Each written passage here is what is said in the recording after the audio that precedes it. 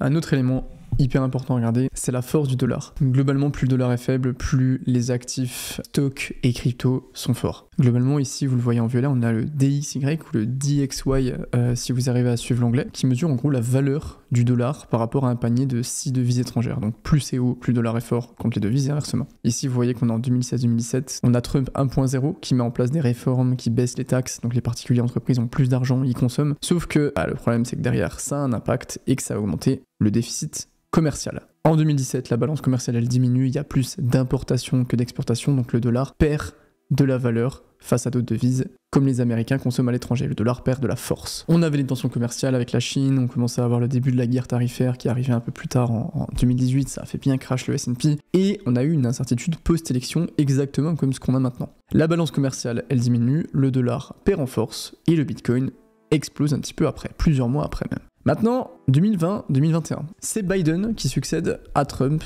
en janvier 2021. Et surtout, c'est le Covid.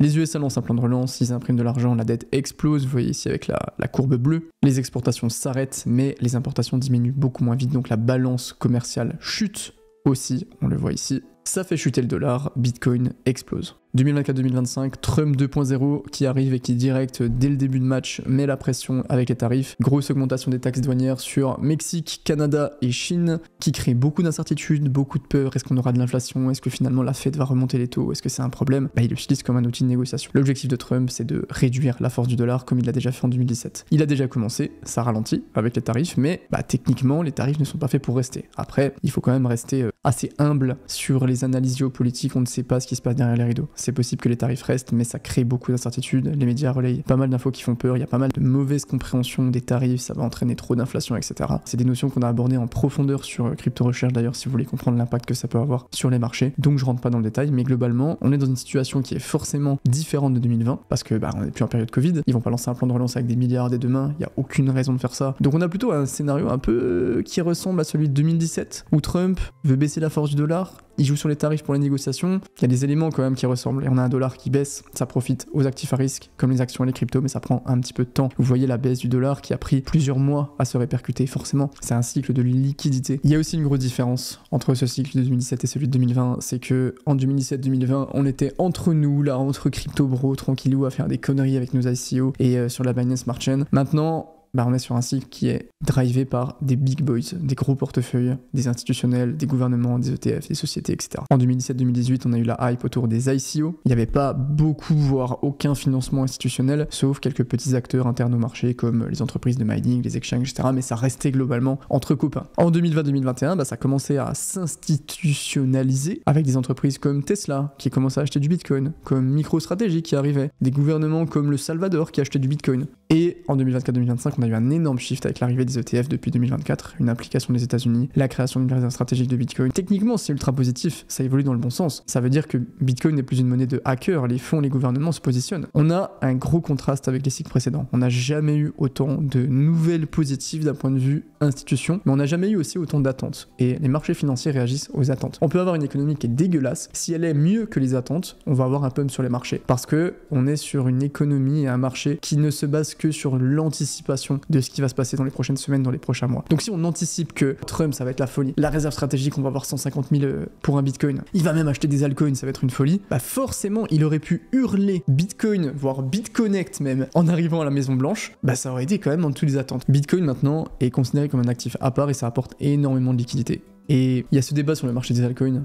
Oui, il y a une fracture entre Bitcoin et les altcoins, mais surtout, on a parlé en début de vidéo, Bitcoin lead, donc Bitcoin est dépendant de la liquidité et les altcoins sont aussi très dépendants des taux d'intérêt et de la liquidité. Donc en fait, se poser la question si les altcoins vont monter, c'est juste se poser la question si Bitcoin va continuer de monter ou pas, parce qu'on a un déversement de liquidité de Bitcoin vers les altcoins. Donc ouais, on a un schéma qui est bon, on a pas mal de nouvelles, mais du coup, ça change pas mal la structure du cycle. La demande de Bitcoin est beaucoup plus constante, elle est moins émotionnelle, donc ça allonge les phases d'accumulation. Bitcoin monte, on accumule pendant des semaines, des mois, cette période-là, putain. On se faisait chier, on faisait des live tech, on était 250, là c'était terrible, mais c'était marrant. Ensuite, capitulation, on commençait à se dire que Bitcoin ne monterait jamais, boum, montée en 1 mois, 2 mois, puis on remonte, puis période d'accumulation, capitulation, etc. Donc en fait, dans le cycle actuel, on a une sorte de capitulation par le temps sur les gros ranges, avec quand plus personne n'y croit, une énorme montée. Et contrairement à 2017 où on avait une capitulation par le prix, où là par contre on avait des énormes corrections sur Bitcoin, des bons vieux 53% qui faisaient bien mal, ce qui n'est pas le cas aujourd'hui. C'est le cas sur les altcoins, mais c'était le cas sur le Bitcoin par exemple en 2021 et 2017. L'aspect plus négatif du marché crypto, c'est qu'on a une très mauvaise image des altcoins qui ont été renvoyés. Le même coin Trump, Melania, le regard argentin, etc. On a l'impression qu'ils se foutent un peu du marché en faisant ça. Il y a une sorte de... Je sais pas, Trump a drop son même coin, il l'a sorti, ça a eu une hype, il en a jamais reparlé et c'est terminé. Il y a du bon, il y a du moins bon, mais là où ça avance vraiment bien pour le coup, c'est d'un côté régulation. En 2020-2021, la SEC a attaqué plusieurs projets. Il y avait le débat autour des securities, ça a apporté pas mal d'incertitudes et le cadre réglementaire était juste pas prêt à accepter de nouvelles innovations, surtout pendant le mandat de Biden, où il y avait aussi la terreur Gary Gensler. Ce mec m'a trahi. J'ai suivi tous ses cours, je me suis dit, ce mec est un mec cool. Allez voir les cours du MIT de Gary Gensler. Franchement, il est presque bullish Bitcoin, il connaît bien son sujet, c'est trop bien. Ce mec m'a trahi. Bref. Et donc, on avait beaucoup de peurs qui sont mis en place. Et en 2025, ça change pas mal. Trump veut faire des États-Unis la nation leader en termes de crypto. Si vous voulez mon avis, je pense qu'il ne faut plus du tout se baser sur ce que dit Trump pour anticiper un quelconque mouvement de marché. Il a créé trop d'incertitudes et la confiance en ce qu'il dit a été complètement erronée et du coup n'entraîne plus de mouvement de marché parce que les gens ont trop peur de ce qui se passe. Mais c'est un fait. On a un assouplissement de la régulation US avec la SEC qui n'a plus Gary Gensler, qui a un énorme changement. Et je sais pas si vous avez vu, la SEC va mettre en place une série de réunions qui commence le vendredi 21 mars, donc a déjà commencé. Ils vont traiter tous les sujets. Ils ont genre 40 sujets, 40 tirés qui vont traiter pendant plein de réunions. Et l'objectif et le nom littéral de la réunion, c'est comment on en est arrivé là et comment on s'en sort. Donc il y a une vraie politique de prendre ce qui a mal été fait au précédent mandat et d'essayer un petit peu de concrètement comment est-ce qu'on régule mais sans stopper l'innovation. Et donc ça, l'aspect régulatoire est extrêmement bullish. Et vraiment, je le vois aussi en interne quand je discute avec des plateformes d'échange, etc. Les mecs bougent beaucoup plus, ils sont beaucoup plus mobiles parce qu'ils sentent qu'il y a un truc qui est en train de se mettre en place. On se rend pas compte en interne sur les projets DeFi, sur les exchanges, comme la régulation bloque complètement l'innovation. C'est abusé. Donc l'intérêt institutionnel est beaucoup plus grand. Le cadre réglementaire, il commence à prendre forme aux États-Unis avec MiCA en Europe. C'est positif à long terme parce que ça booste l'innovation, ça booste les investissements, ça booste la croissance du secteur.